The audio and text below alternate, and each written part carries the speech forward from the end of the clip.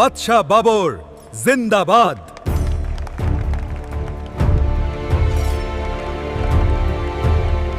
This diagram illustrates the scale of the mismatch on April 21st, 1526.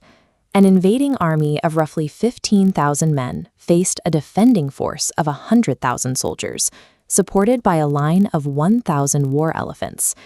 Overcoming this numerical gap required a specific combination of field engineering and gunpowder, military systems he adopted after his traditional cavalry suffered repeated defeats in Central Asia. That commander was Zahir ad-Din Muhammad Babur. He would go on to found the Mughal Empire, a dynasty that ruled the Indian subcontinent for nearly 3 centuries. To understand how he broke the Delhi Sultanate, we have to look back at the years he spent in exile. His ability to conquer India was the result of the lessons he learned while losing everything else. We start in 1494, in the mountainous Fergana Valley of present-day Uzbekistan. He was born into immense expectations, descending from 2 of history's most successful conquerors, Genghis Khan and Timur.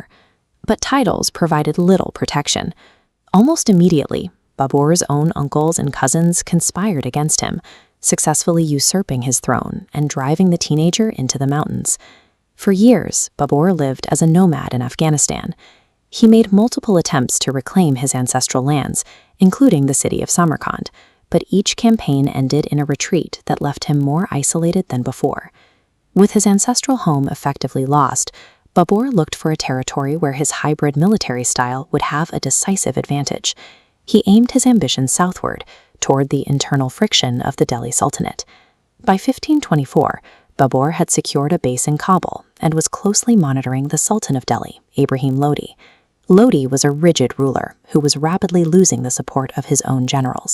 The internal friction within the Sultanate created an opening. Lodi's own rebel uncles and the governor of Punjab invited Babur to cross the border and help them remove the Sultan from power.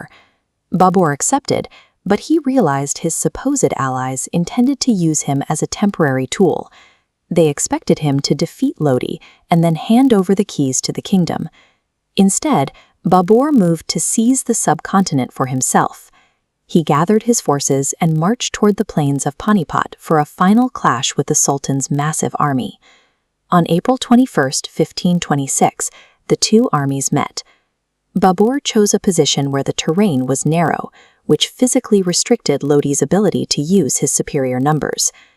To break the Sultan's line, Babur used a tactic called the tulugma. He divided his mobile army into agile wings that swept outward to encircle Lodi's static central mass from the sides and the rear. While his wings moved, his center held firm behind the araba, a line of 700 carts tied together with animal hides to form a mobile fortress. Hidden behind these carts were matchlock men and field artillery. By integrating these weapons with his defensive line, Babur introduced the first major use of gunpowder warfare to the region.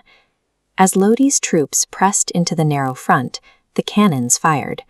The projectiles were lethal, but the noise was the decisive factor. The booming reports terrified Lodi's 1,000 war elephants, causing them to bolt. The panicked elephants turned and trampled their own infantry. In the chaos, Ibrahim Lodi was killed, his army was routed, and Babur took control of Delhi. By combining field engineering with heavy artillery, Babur effectively ended the era of traditional medieval warfare in India. Most expected Babur to take the treasury at Agra and return to Kabul. Instead, he stayed, signaling his intent to establish a permanent presence in India. This triggered a counterattack from a confederacy of Hindu Rajput princes led by Rana Sanga. They viewed Babur as just another foreign invader who needed to be expelled. At the Battle of Kanwa in 1527, Babur's artillery once again broke the opposition. This victory dismantled the Rajput resistance and confirmed that his success at Panipat was a permanent shift in power. Following Kanwa, Babur's borders expanded quickly. He captured Chanderi in 1528 and defeated a coalition of Afghan forces at the Battle of Gagra in 1529. Within 3 years of his arrival at Panipat, Babur had replaced a series of unstable sultanates with a single contiguous empire. Babur died of illness in 1530 at the age of 47. He left his newly established kingdom to his son Humayun, who inherited a state that was still stabilizing. While he was a conqueror, Babur's legacy was also cultural. He brought Persian literature and art into the subcontinent, creating a hybrid style that would define the region's high culture. He also introduced highly structured, symmetrical formal gardens. These spaces, defined by running water and precise landscaping, became a signature element of Mughal architecture. Most importantly, he established a military and political system based on artillery and centralized administration that his descendants would build upon for generations. The orphan teenager who spent his youth in exile ultimately established the structural foundation for the Mughal Empire, a dynasty that would shape the history of India for the next 300 years.